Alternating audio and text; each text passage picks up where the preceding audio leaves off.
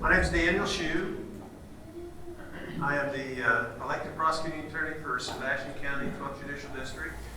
Act 631. It permits a person convicted of an antitrust violation or other unlawful business practice to lawfully possess a firearm under state law. It amends ACA's 573-103 concerning the offense of possession of a firearm by certain persons, and it redefines felony as any state or federal felony excluding antitrust violation, unfair trade practice, restraint of trade, any other offense relating to regulation of business practices.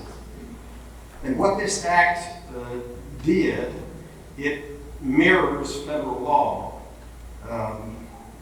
That is 18 U.S. Code 921A, 10, or 820A. And basically, it's if you were convicted of those felonies, you may still possess a firearm under Arkansas law. I had some involvement in trying to get the bill changed slightly.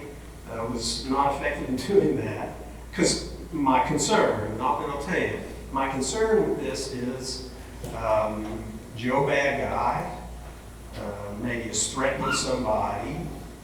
Officer in a small town goes out to confront Joe Bad Guy, find out what the situation is. He has threatened someone with a firearm. Well, he runs an NCIC check. It comes back and shows, I mean, he doesn't get to see that, but probably dispatch gets to see it, that he was convicted of a felony in the state of Mississippi. So the firearm gets seized, he gets charged. Well, then they find out later, oh no, it was just one of Mississippi's antitrust laws. So there may be some issues with this. And Gary and I were talking yesterday or Thursday. Some of this is just going to have to be tested. We don't know. So this is one of those that I have a couple of concerns for law enforcement and citizens. Act 250 has had a long history, and this was part of it.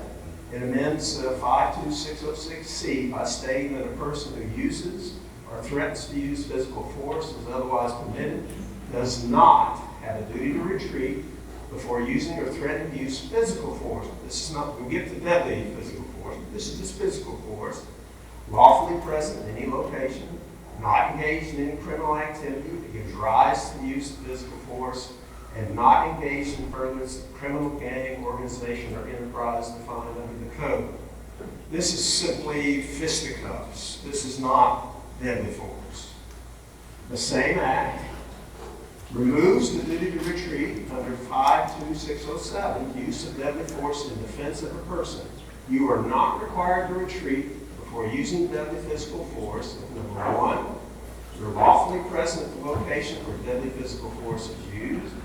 Number two, you have a reasonable belief that the person against whom the deadly physical force is used is imminently threatening to cause death or serious physical injury to the person or another person, except as provided in 62606B2B, is not the initial aggressor and is not provoked the person against whom the deadly physical force is used. Now, this thing right here is very unusual. That's where you are the initial aggressor and you communicate to the other person, hey, I've had enough, I don't want to fight anymore, and then they continue the aggression. So it's a very rare circumstance. Yes? Do you mind if I tell a short story on what I said to you on this? Yes, sir. Keep in mind this information, we're still gathering information on the situation. I'm not going to name the town or the area that it happened in. We're made aware of this incident by some attorneys in Central Arkansas and happened in Eastern Arkansas. But this gentleman come home from work, and previously he had made complaints against some gang members in that town. This guy had worked all his life, had a good work history,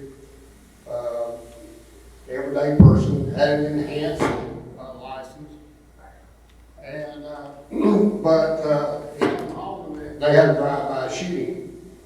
They started emptying rounds in his car. And luckily, the guy was by his car, and he had 2 weapons in a box in the car. He got out. He done what he's supposed to. Actually, pretty cool. He put down suppressive fire and got behind the tree, and they run off. His sister or brother, one or two, we're not sure, lived about a block down the street, and that's the way they went. So he called the police department. And this is going to be funny. I mean, it's not funny, it's pathetic. But police department called and said, come down to the police department and make a report. How long would it take you to process that crime scene, Sheriff? Half day, 3/4 day? Yeah, 3 hours, 4 hours probably. They didn't come to the police department. So he said, okay, so he goes to the police department. And he goes and checks by his family down the street. Well, he gets down there and guess what? They're parked on the side of the road out on the side of the street. They start firing again. He opens fire. He kills one of the guys. Severely wounds another one. The other 3 run off. Guess what happens? They charge the bad guys. They also charge him with murder and attempted murder. Now he's sitting in jail with $500,000 bond, and he probably won't be able to make it. The reason they charged him, because they said that on the second part, he was the aggressor. And the guy wasn't even following. He's going to check on his family. Now keep in mind, we don't know the complete factual details, but those details are probably pretty accurate.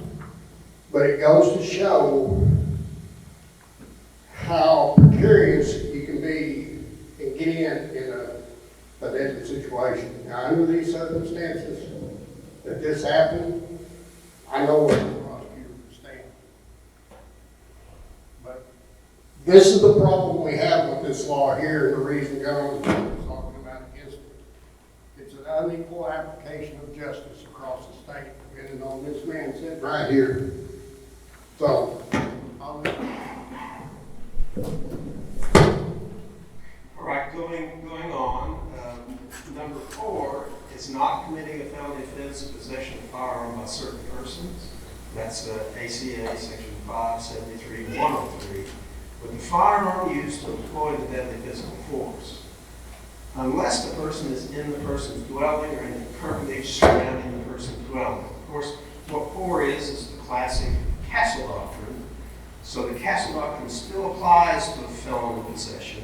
Now, they still may be charged with felon in possession, but under this, they're still entitled to the protection of the Castle Doctrine. Number 5, is not engaged in any activity that gives rise to the need for the use of deadly force at the time the deadly physical force is used. And number 6, is not engaged in any activity in the furtherance of a criminal gang, organization, or enterprise as defined in 574-103.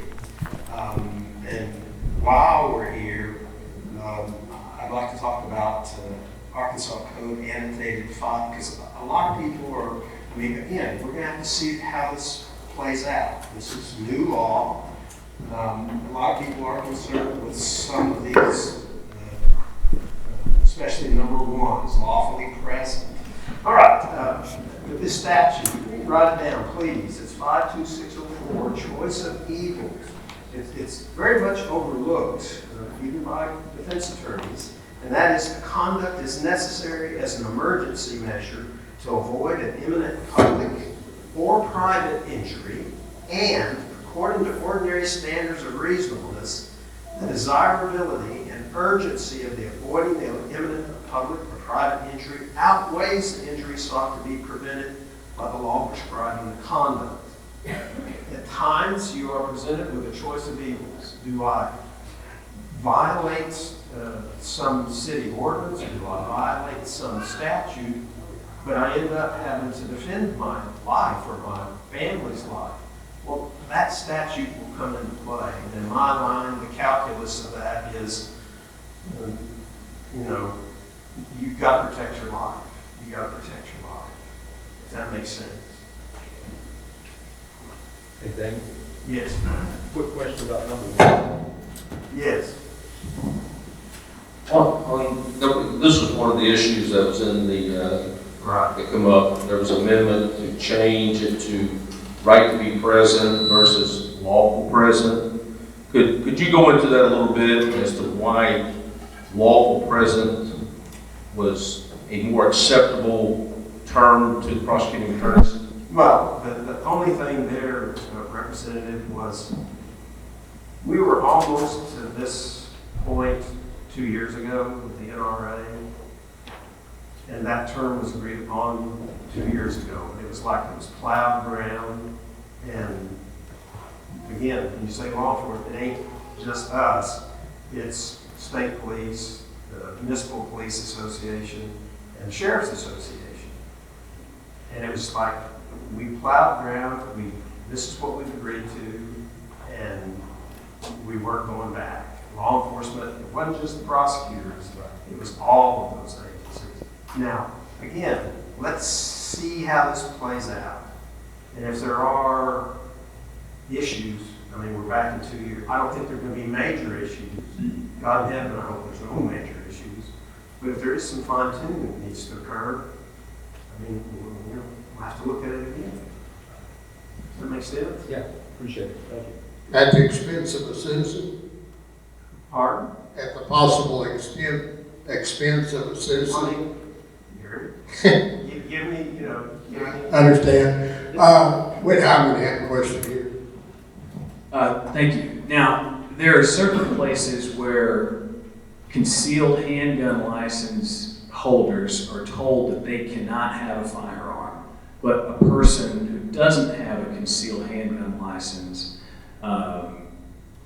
can have a firearm without any repercussions. Like, for example, potentially a bar, because that was my case, Petrie v. State. He didn't have a license and he was in a bar, and then he did some really dumb, illegal stuff, but he wasn't guilty of carrying a weapon, which they charged him with. But Not Sebastian County. right, no, that was not. Just to be clear, that was not this prosecutor. So now, so how would that come into play for number one? Well, choice of evil, your default is 52604. It's all in the justification statutes. You got a choice of evils. Do I violate having a concealed carry in a bar versus I have to defend my life? I think any prosecutor worth his salt is going to say, yeah, life is more valuable than this violation of your concealed carry license. Right. So here, for example, I don't have to have, if I don't have a concealed handgun license, I can have a gun in here. But according to the Arkansas State Police, if I do, I can't. And they'll try to take my gun away, or my permit away. So, I mean, it's kind of... If I wanted to run the Arkansas State Police, Right. I'd run Colonel Bryant's job. Right. I don't have any control over that. Right, it's just all the question of lawful presence. I mean, it's kind of, and it is the law. I think I love the choice of evil statute. I've unsuccessfully used it many times.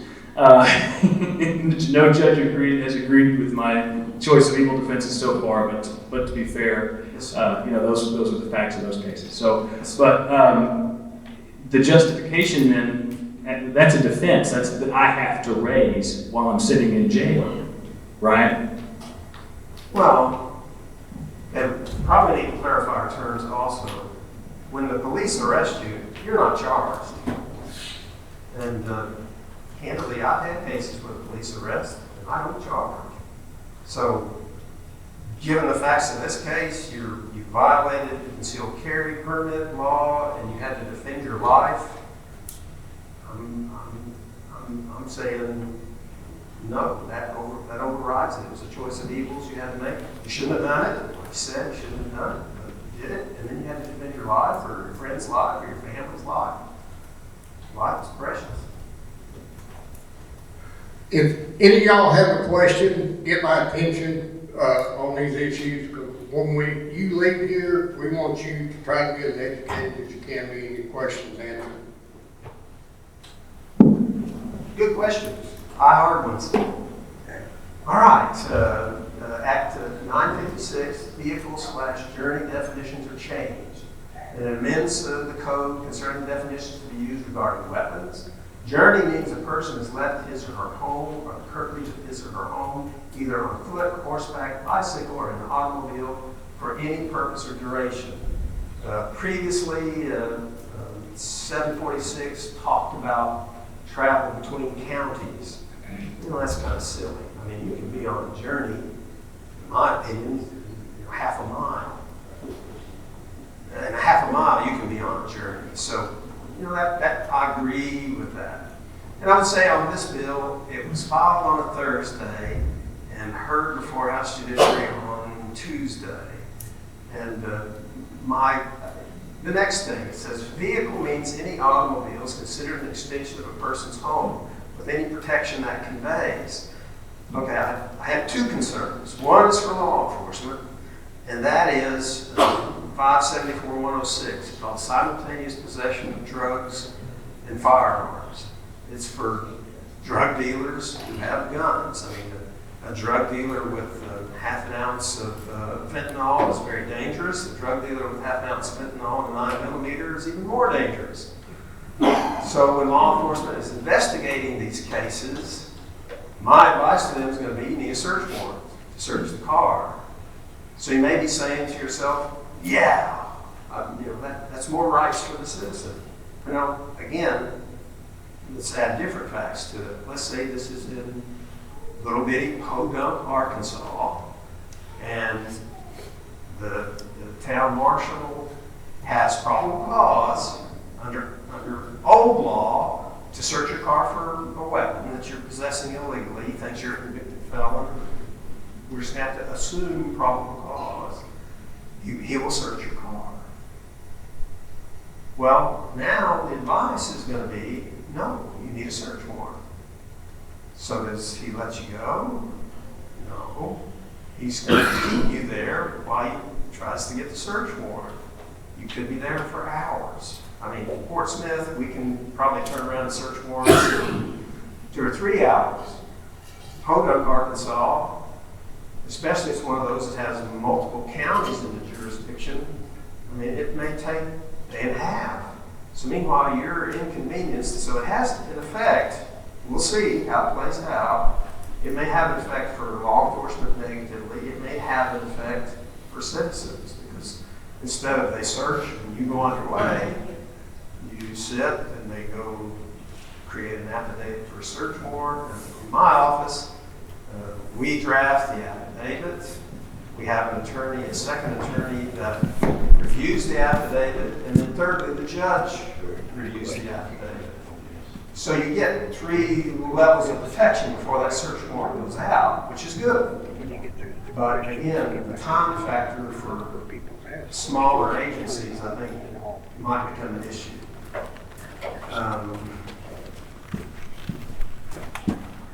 Act 433, this repealed possession of loaded centerfire weapons in certain areas, which included parts of Baxter. Boss, excuse me, Mr. Shooter. I have a question. Yes, sir. I'm just curious, and you're the expert on this one you just covered, this law you just covered. On this law you just covered. Yes, sir. Hypothetically, let's say law enforcement is not educated on this thing about searching your vehicle. Okay? Do you expect, can you speculate statistically wise, do you expect to see a lot of cases come up because law enforcement's not educated on this Fourth Amendment as far as it's concerned, searching your vehicle? The short answer to that is I can only talk to Sebastian County. I've spoken 3 different times to all law enforcement in Sebastian County.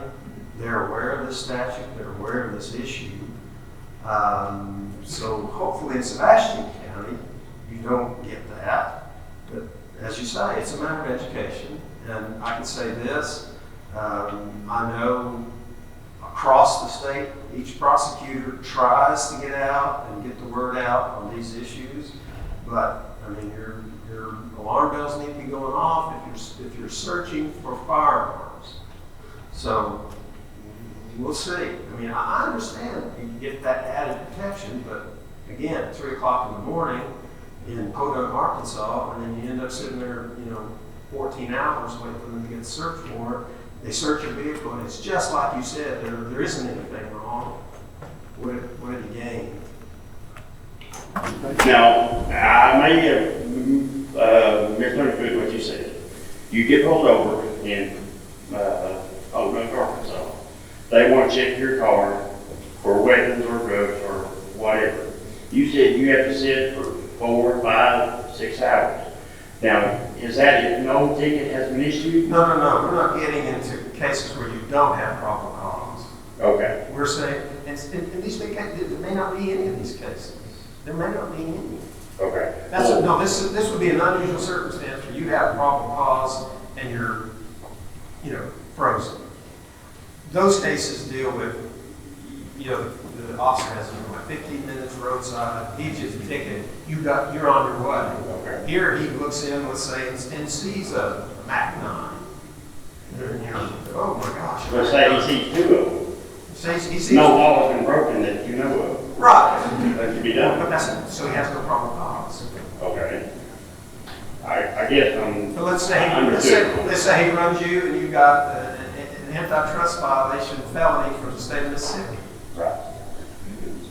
I'm just saying there's let's see what happens. Well, see. Actually, for this next one, Dan, I think I might be the reason why this Act 4333 was passed, because I sent an email to Representative Justin Boyd. Do you mind if I say why it was passed and what it does? If you can, Be my guest. okay. Okay, so this was one of the weirdest statutes that I had seen in the code book, and that's saying a lot because there's a lot of weird stuff in there.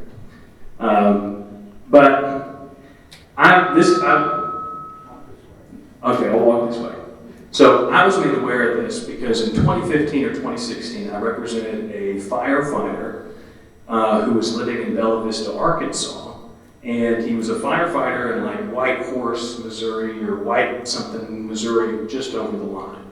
And he had blue lights on his car, and he was in his driveway, and he was installing these blue lights. And blue lights are illegal in Arkansas for firefighters and EMTs to have, or at least they were at the time.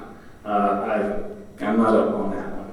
So a police officer gets a report from a neighbor, and the police officer comes over and says, "Hey, I heard you were installing blue lights on your car. I don't like that." And he didn't like that. And then the guy was like, "Well, I am." And then he sees a gun in the backseat of the guy's car. And this particular statute says you can't have a gun in the entire city of in the entire village of Bella Vista. The statute used to say that. You can't have a centerfire weapon in the village of Bella Vista. Now, there were 2 problems with that. The village of Bella Vista had not existed for 9 years, but he was still charged with carrying a firearm inside the village of Bella Vista. And there was a lot of other exceptions in this statute, and I think it was Bella Vista and Cherokee Village and Hot Springs Village were all these Yankees from Chicago had decided to come down to Arkansas in the 60s and 70s and set up these retirement communities. And they went to the legislature and they said, "We're going to build these beautiful retirement communities, but we would like no guns to be there because Yankees don't like guns like you guys like guns." And the legislator was like, "You're going to spend money in Arkansas? Okay, yeah, sure, we'll ban them from being in these little weird," they specifically said, platted subdivisions outside city limits, and specifically listed Bella Vista Village. And there were some other places in there like, that I looked up the coordinates. If you pull up this weird statute, there's all sorts like above Highway 7, whatever, below, whatever, and I looked it up. Some of it's federal land, some of it was land owned by electric companies. Rockefeller, apparently, according to Gary, I don't know. And so this was basically like a special interest bill that was passed by a bunch of different areas that didn't want guns. in there. And so I wrote a letter to Representative Justin Boyd and said a firefighter was unlawfully charged with this. He was also unlawfully charged with blue lights, but he beat all the charges.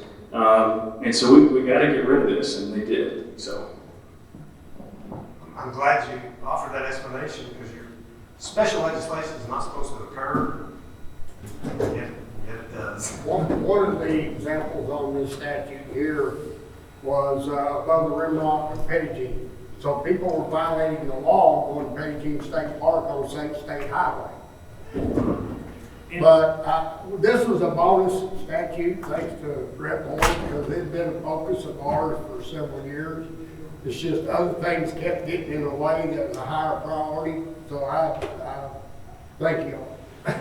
Well, and also, there's a state-owned firing range in the middle of the city of Bella Vista, and that's how that guy ended up winning that case. It was like, Your Honor, how are people supposed to take their guns to this state-owned firing range if it's illegal? But we got it repealed, so nobody has to deal with that issue ever again.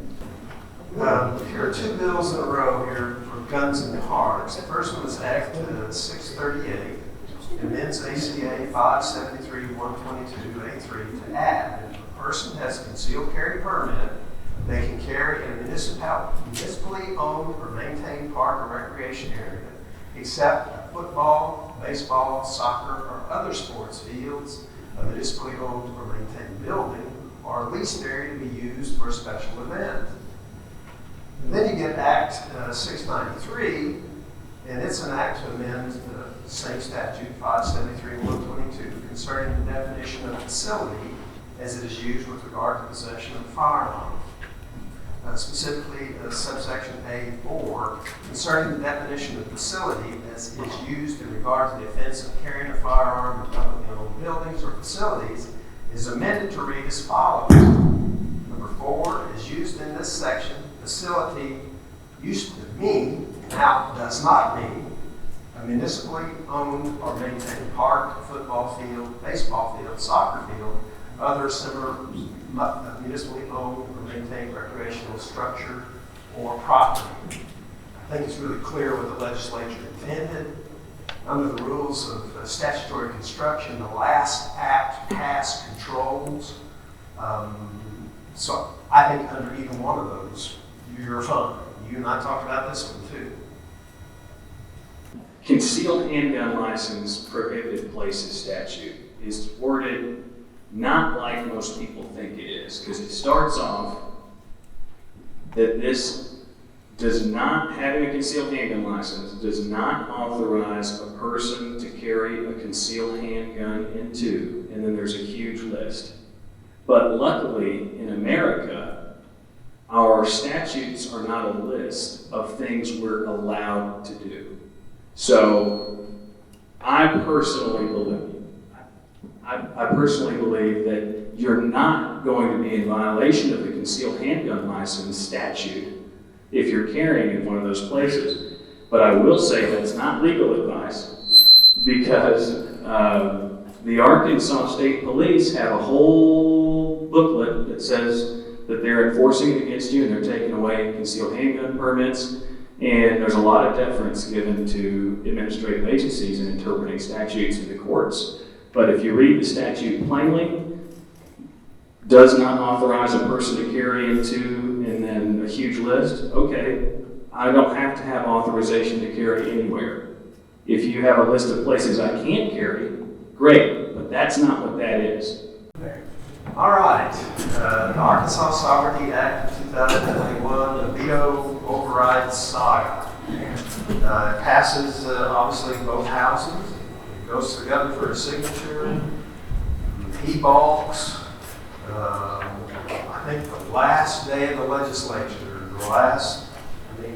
literally the last hour of the legislative session, this gets passed. And let's read it. All acts, laws, orders, rules, and regulations of the United States government that were enacted on or after January 1st, 2021 that infringe on the people's right to keep and bear arms is guaranteed by the Second Amendment to the United States Constitution and Arkansas Constitution, Article 2, Section 5. are invalid in the state shall not be recognized by the state nor specifically rejected by the state, and shall be considered null and void and of no effect in this state. Subsection C1, the following persons shall not enforce or assist federal agencies or officers in the enforcement of any federal statute, executive order, or federal agency directive that conflicts with Arkansas Constitution, Article 2, Section 5, or any Arkansas law. As a public officer or employee of this state, which would be me, a representative agent or employee of any municipality or county or the state, acting under the color of law with all the rights, grants, and assignments of law enforcement officer in the state. That covers most of law enforcement. I can't think of a law enforcement agency it doesn't cover. An elected official who knowingly directs any law enforcement officer to assist a federal law enforcement agency in violating the rights of a person as described under subsection C of this section, upon conviction is guilty of an unclassified misdemeanor under ACA 51107. That, since it's an unclassified misdemeanor, it becomes a Class A misdemeanor, which is up to a year in county jail and a $2,500 fine. A law enforcement officer not described under subdivision D of this section who knowingly assists a law enforcement agency in violating the rights of a person as described under subsection C of this section is subject to be decertified as a law enforcement officer, and all the law enforcement officers know that is about as bad as it can get. You can no longer work or serve as a law enforcement officer. The exceptions. Whoop. Have something? No, when you finish. Okay. I think there's just one more. This chapter shall not be construed to prohibit or otherwise limit a state law enforcement officer, state employee, or employee of a political subdivision of the state from cooperating, communicating, or collaborating with a federal agency if the primary purpose is not law enforcement activity related to a federal ban or the investigation of violation of a federal ban. Oops. I guess that was it. This statute was pretty contentious in the Capitol. This wasn't a GOAR bill. However, we salvaged what is the bill, and it was headed to being a Montana bill, which didn't do anything. I think it was kind of a shock, and the sponsor of SB 298 on the House side, Representative Grant Smith, we're a pretty conniving bunch in Little Rock, and I think these guys will admit that. But we knew the challenges we faced in the House Judiciary getting the bill through, so what we did, and I think it was one of the first times it ever happened, we started this bill simultaneously. One in the House and one in the Senate, because we knew we had two members in the House, Republican Judiciary, that probably wouldn't go for it. Rep. Grant, I'm speculating a little bit, but he went ahead and read the bill knowing it wouldn't pass. And this is what happens in the House Judiciary. These two weak members said, well, we'll look good, we'll vote for it. And they did. What they didn't realize, Senator Gary Stubblefield was carrying it from the Senate to the House at the same time and come right behind it. Well, then we have it trapped into a bottom. But that being said, this beats nothing, but it's far from what SB 298 was. And actually, I testified against this bill in the House committee. And the bill didn't even go to the House Judiciary. They referred it to another committee. Representative Marcus Richmond was on it. And the reason I said decertification was too severe, we all make mistakes. We wanted to find that wasn't career ending, and to compensate for those mistakes, and on an increasing level before they actually were decertified.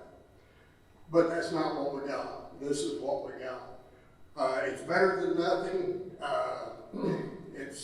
But it does a whole lot of nothing.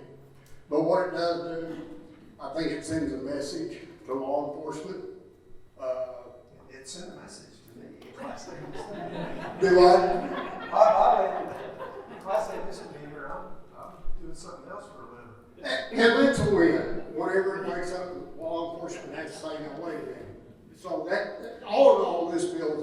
not a total loss. Thank you. Oh, yes, sir. Act 946, it amends 1693-609 concerning offenses for which a person must serve flat time. It adds subsection C, which will require a defendant who is convicted of possession of firearms by certain persons as a Class B felony under ACA 573-103C1 to serve flat time.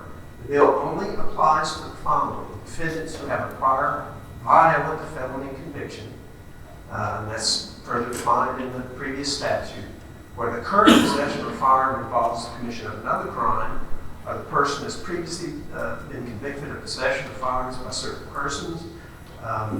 This was not an APAA bill, this was actually the Sheriff's Association, and most people don't know, under Arkansas law, the jury not only determines guilt or innocent, they make a recommendation as to sentence.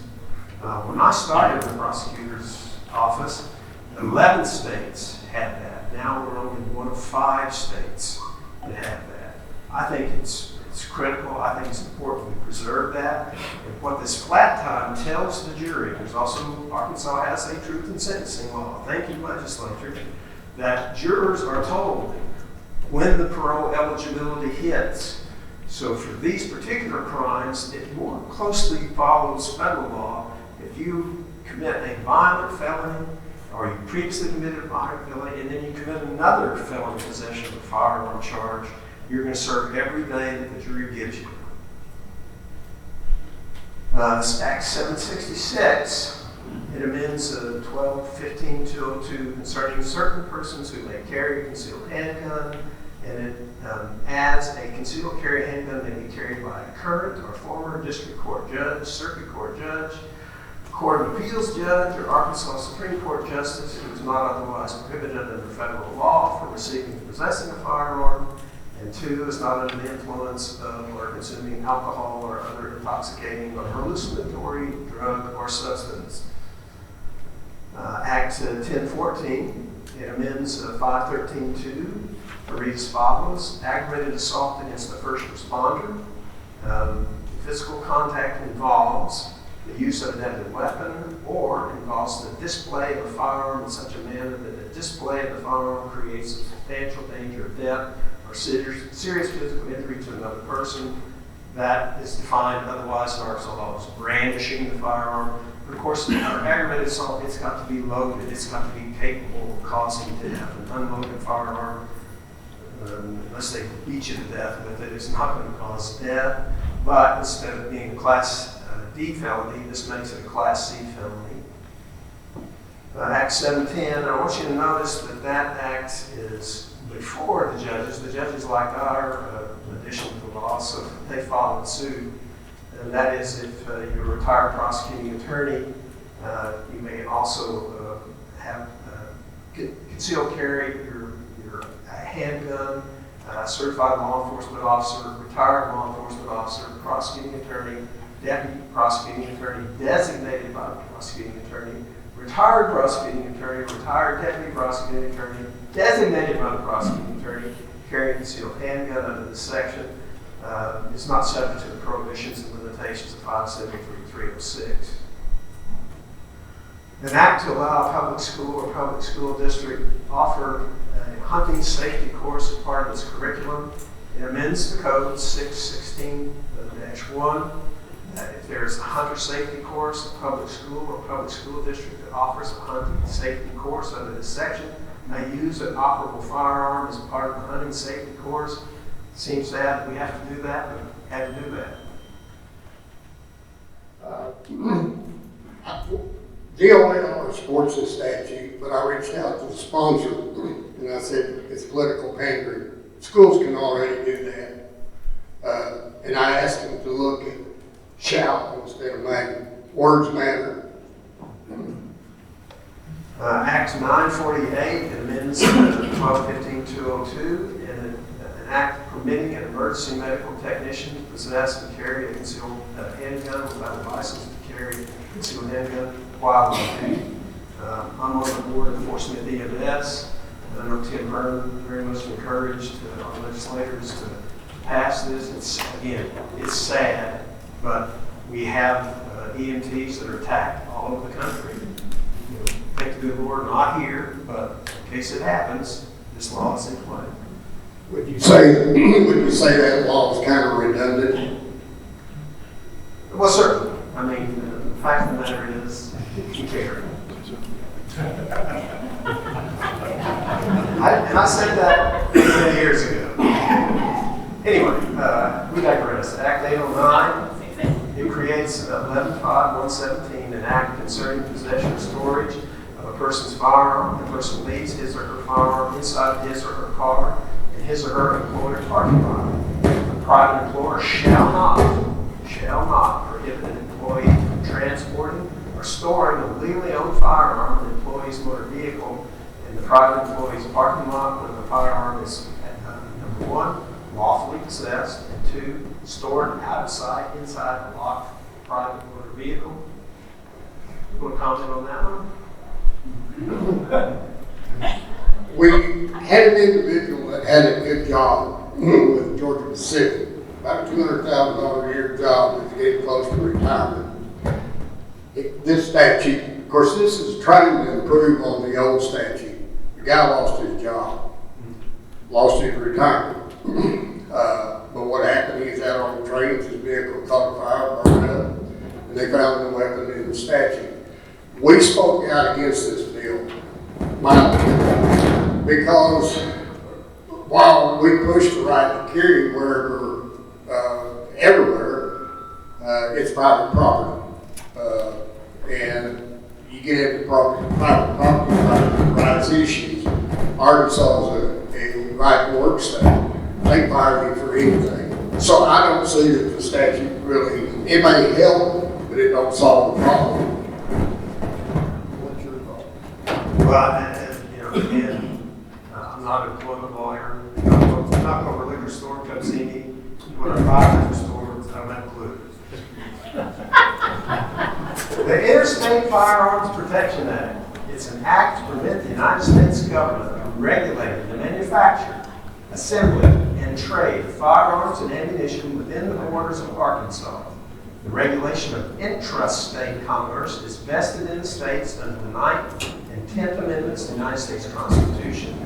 Arkansas Constitution, Article 2, Section 5, clearly secures to Arkansas citizens and prohibits government interference with the right of individual Arkansas citizens to keep and bear arms, a personal firearm, a firearm accessory, or ammunition that's manufactured commercially, privately, does that mean? Ghost in the machine. In Arkansas, and that remains within the borders of Arkansas, is not subject to federal law or federal regulation, including registration, under the authority of the United States Congress to regulate interstate commerce. As those items have not traveled to interstate commerce, this does not apply to, I think, 4 things. A firearm that cannot be carried and used by one person. I like that firearm. A firearm that has a bore diameter greater than 1 1/2 inches and that uses smokeless powder, not black powder, as a propellant. Ammunition with projectile that explodes using explosion chemical injury after the projectile leaves the firearm. Other than shotguns, a firearm that discharges 2 or more projectiles with 1 activation of the trigger or other firing device. And 421.104 is added, 105 is added under the lawful enforcement of federal statutes. An employee of a state agency, a public servant of the state, or an agent or employee of the United States government shall not knowingly enforce or attempt to enforce any act, law, statute, rule, or regulation of the United States government created or effective after January 1st, 2021, and relating to a personal firearm, firearm accessory, or ammunition that is owned or manufactured commercially or privately in Arkansas, so long as the personal firearm, firearm accessory, or ammunition is within the borders of Arkansas. And again, it's a Class A misdemeanor. That's up to a year in jail. And it's a $2,500 fine or both. Act 5, did you want to talk about that? Just a comment, we call this sacrificial lamb legislation. If you decide to follow this statute, you'll wind up like Jeremy Cutler, and Cox in Kansas. This statute in Kansas destroyed their lives, over a suppressor. If SB 298 hadn't passed, then this would have had a chance. You disagree or agree? To have more meaning? Yes. Yes. Yeah, I agree. Act 544, it amends 621-608 concerning the concealment of guns or drugs.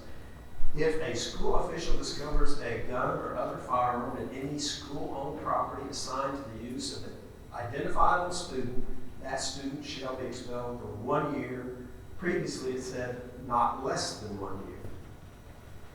Act 888.